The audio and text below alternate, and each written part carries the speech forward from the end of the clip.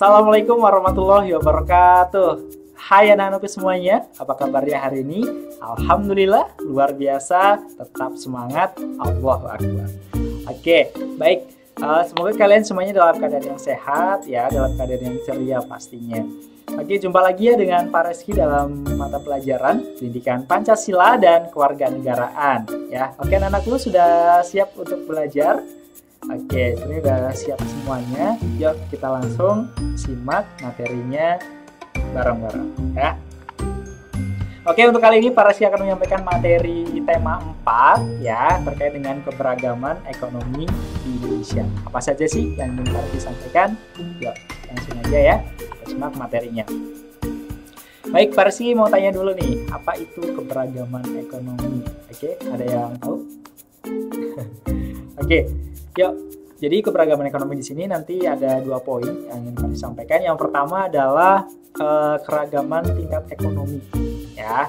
Jadi perbedaan ya di dalam masyarakat yang ditunjukkan dengan adanya orang yang mampu sampai dengan orang yang kurang mampu.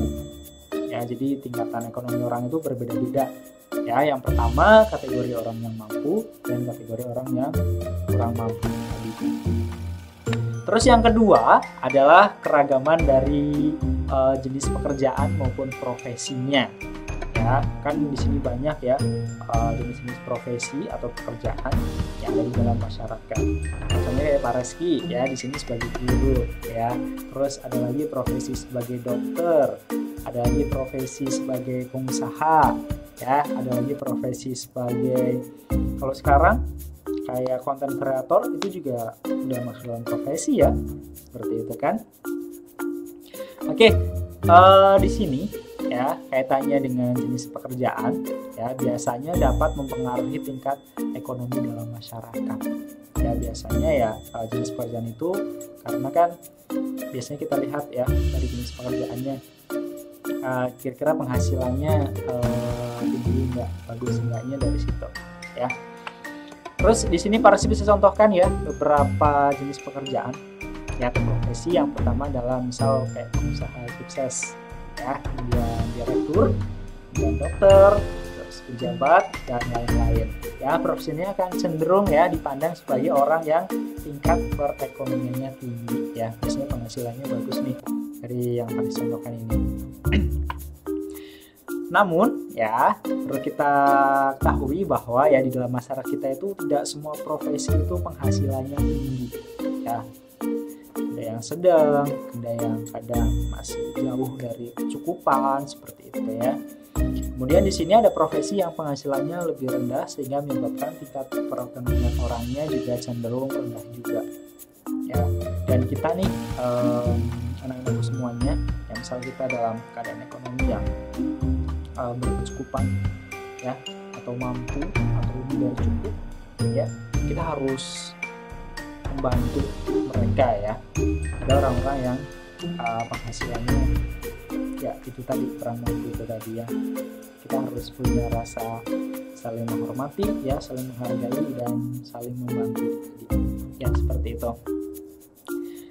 Nah, di sini ya tugas kita adalah itu tadi yang baru sampaikan, kita harus bisa menghargai profesi yang satu dengan yang lainnya yang ada di dalam masyarakat ya. Juga orang yang tingkat ekonominya berbeda dengan kita atau di bawah kita ya. Jangan kita menjadi bahan bulian atau sebagai bahan ejekan ya. Tapi kita harus bisa support, kita bisa dukung mereka, kita bisa bantu mereka seperti itu ya, dengan apa yang kita punya seperti itu. Karena seperti ini ya anak-anakku ya, yang namanya roda kehidupan itu akan berputar ya. Mungkin kita kadang-kadang posisinya di atas ya, di tengah, bahkan bisa di bawah. Makanya kita harus senantiasa bersyukur ya kepada Allah Subhanahu wa Ta'ala ya, dengan keadaan yang kita sekarang ini seperti itu. Kemudian apalagi jika kita termasuk orang yang mampu nih anak-anakku ya, kita harus bisa menghormati orang yang kurang mampu itu, dan juga kita bisa support ya dari pekerjaan kita. Kemudian ya apa yang kita miliki kita bisa bantu mereka seperti itu. Kemudian bagaimana sih cara kita untuk menghargainya? Ya tentu saja dengan sikap yaitu tadi ya, tidak sombong ya, tidak angkuh ya. Kemudian dengan orang yang profesinya dengan agamanya berbeda atau di bawah kita itu tadi. Ya bahkan kita harus bisa bantu mereka seperti itu. Kemudian Parsi bisa contohkan lagi contoh ragam profesi maupun usaha yang perlu kita hargai ya, yang kadang mungkin dipandang sebelah mata sama masyarakat kita ya. Terutama untuk di sini pengusaha-pengusaha kecil ya, kemudian ada pengrajin ya, pengrajinnya kecil, kemudian dagang di pasar ya, kira-kira apalagi nih dengan aku, kayak petani ya, tukang sapu jalan ya, dan lain-lain.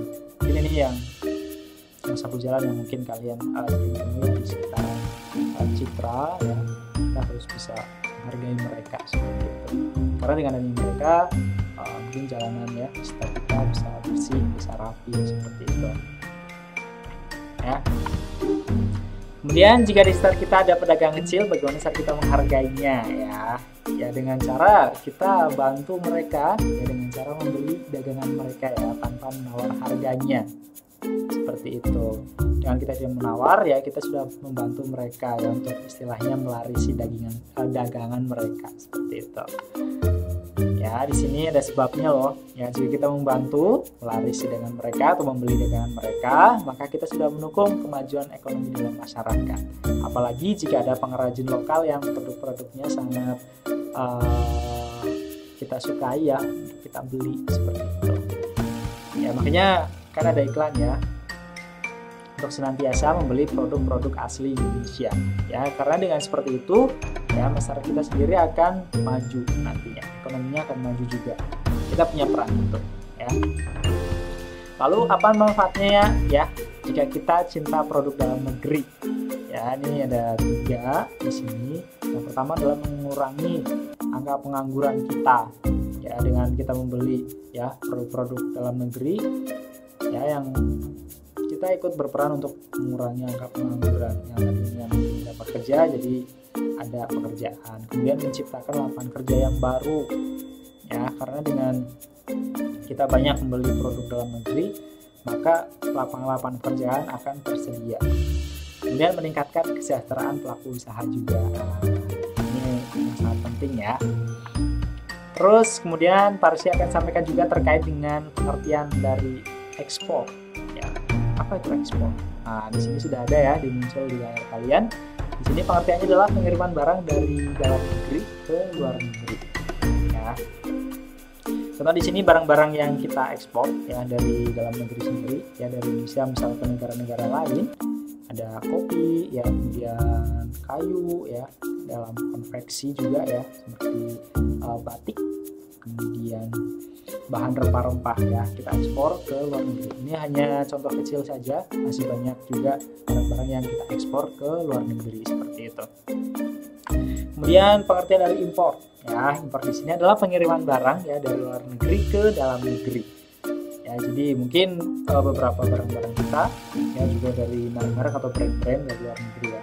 Nah di sini Parsi nggak sebutin ya untuk merek-mereknya karena Parsi nggak di endorse. Ya, mungkin kalian juga punya nih ya, entah itu gadget ya, kemudian mungkin kendaraan roda 2, roda 4, kemudian barang-barang mewah seperti tas ya, fashion gitu ya, kemudian barang-barang yang lain juga ya seperti itu. Dan kemudian transportasi yang digunakan pada saat ekspor dan impor. Nah ini pakai apa sih Pak sebenarnya? Nah kan kalau yang namanya ekspor dan impor itu dalam jumlah yang skala yang besar dan skala yang banyak seperti itu ya. Jadi menggunakan kapal kontainer biasanya dalam peti kemas ya. Jadi kemas, sudah di packaging, sudah rapi dan siap untuk dikirim, baik untuk ekspor maupun impor. Ya itu tujuannya untuk apa sih Pak kita ekspor ke impor dalam bentuk yang banyak? Ya salah satunya tadi untuk menekan biaya ongkos pengiriman ya seperti itu. Nah di sini kesimpulannya adalah ya, di masyarakat kita ya tingkat perekonomian antara satu individu dengan individu yang lain, ya, dari jenis profesinya juga itu sangat beragam atau berbeda satu dengan yang lainnya. Ya, jadi kita harus bisa saling menghargai, ya, saling menghormati, dan yang penting adalah saling support atau mendukung perekonomian masyarakat sekitar atau masyarakat Indonesia sendiri. Dengan cara apa? Kita membeli produk-produk Indonesia, ya. Kemudian itu akan menciptakan perekonomian masyarakat yang maju. Nah, makanya produk-produk kita bisa bersaing dengan negara-negara yang lain, ya, seperti itu. Oke, mungkin itu saja ya materi yang bisa Pak sampaikan untuk pertemuan kita pada hari ini. Kurang lebih mohon maaf ya. Terima kasih. Ya, wassalamualaikum warahmatullahi wabarakatuh.